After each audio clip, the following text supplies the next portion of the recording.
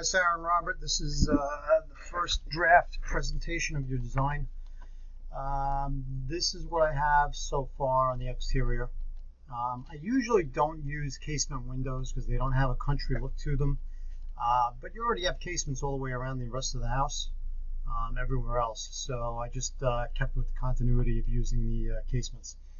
I'm using lap siding on the sides and rear just because it's cheaper.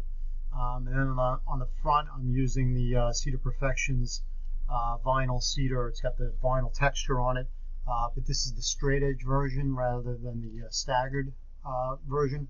Straight edge means you have the straight lines going all the way across rather than the jigs, the ragged up and down lines.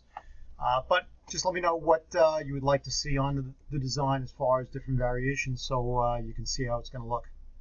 Now, the porch is not that deep. It's only 3 feet deep from the edge of the railing on the inside to the wall.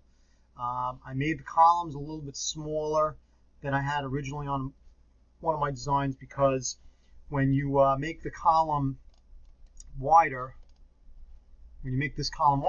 this railing has to be aligned with the center line of the column, so it pushed the railing a little bit further in onto the stoop, and it takes up square footage. It requires you to have a deeper stoop to get a deeper column.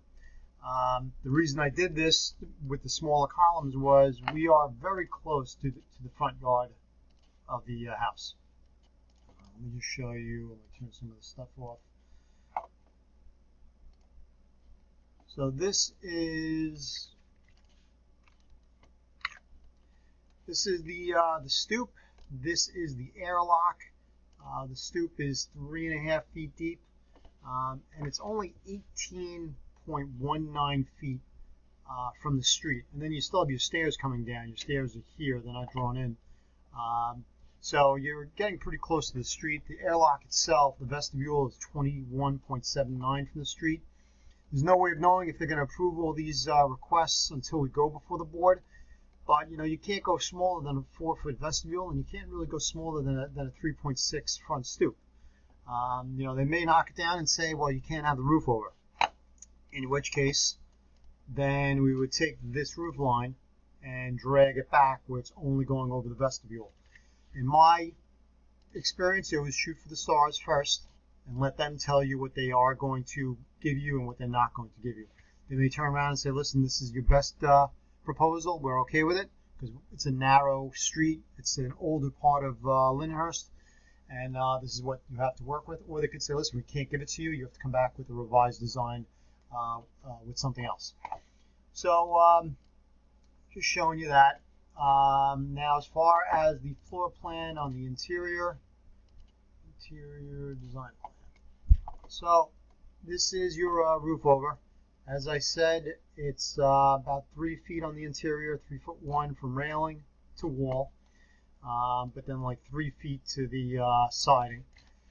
3'6" interior. This is a bench seat on the interior underneath this window over here. And then I have a coat closet on this side. So you have a 3'6" deep vestibule, and it's up to you whether you want to still maintain that interior door, or if you want to turn it into an archway, or if you want to get rid of it from this point to this point right over here and just have an opening going right in.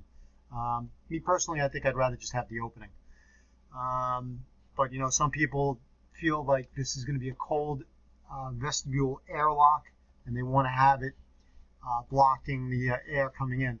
But I know your concern was also natural lighting. So, being that we have the side light, a glass front door, and a glass window over here, it would probably make more sense to get rid of this portion of wall from, say, this spot right here to this spot right here. I know we went over getting rid of these walls here and opening this up to be a larger family room, but there was the talk about matching the floor because you had just done the floor in that room. I didn't take any of these walls down. Let me know if you've changed your mind and you want to open this up a little bit. As far as going upstairs, to cantilever, this is the line of the second floor upstairs. And then back here, this is the line of the second floor upstairs also. I'm jogging the addition back. This is the second floor. It jogs back here, and then this is the one, the second floor, and then it jogs back. The reason I did that was because upstairs, on the exterior, you want to have that little bit of depth. You want to have a little bit of a jog, a little bit of a jog. I usually do like a 12-inch or a 1'6" jog, but we don't have much of a cantilever, so we don't have a whole heck of a lot to work with. So these are very small jogs. I think they're 9 inches each. Let's go upstairs. Yes, 9-inch jogs, a 9 and a 6. So it's not a lot to work with. So that's what we're working on right now. So let me see. Now, this is the master bedroom. TV at the foot of the bed. It's a pretty nice sized room. It's this 11'4" here. It is about 15 feet across, 14 feet 8, and then a nice length, 20 feet 10. 2 nice walk-in closets. I've got this extra closet up here in the front. If you want more lighting in this room and you feel you don't need to have this closet, by all means, we can get rid of this closet because you do have these 2 large walk-ins back here. So it would just mean you would have more natural lighting coming in from this front window. It just seemed to be a natural fit because it's kind of a small alcove in front of the stairs. I did have to adjust this a little bit on my design that I had done last week because when we do this second floor cantilever to cheat and get extra square footage and the cantilever on the back, what I have to do is, because your house has the existing floor joist, and I'm going to show you real quick.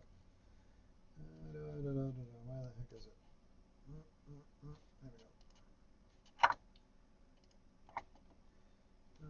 I got to do this.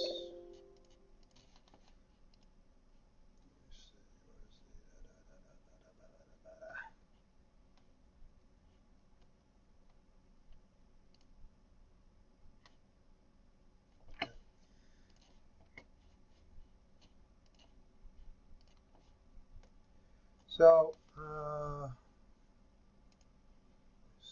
labels, let me just get rid of some stuff to make this a little bit more clear. Nope, not labels. Nice. Okay. All right, so that's a drafting error, some kind of modeling error I got to fix right there. And then the hell is that? Okay.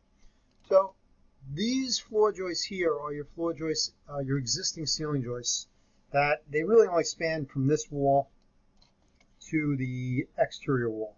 They don't overhang like is shown here. This is the only way I'm able to model them.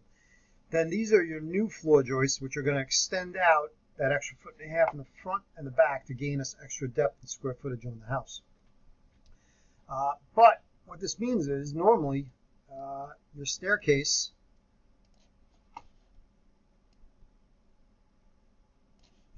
now stops at this level.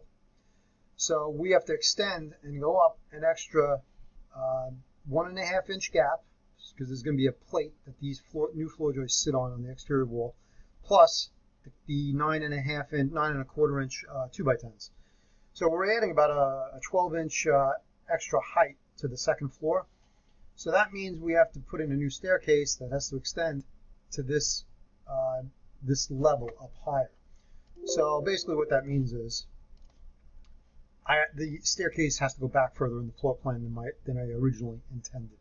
So I originally had this bathroom wall a little bit more far forward. I had to push it back a little bit. Just trying to explain that so you understand. Both bedrooms are pretty good size. Dresser. You have enough room for a desk in here if you needed to. But this is the basic design. Give me some feedback on what you think. I haven't put the renderings on there yet. These are the color. These are the color drawings, the color line elevations, and then these are the floor plans. So these will all be posted to the website within 15 minutes. Give me some feedback. Let me know what you think. Okay. Thanks. Thanks.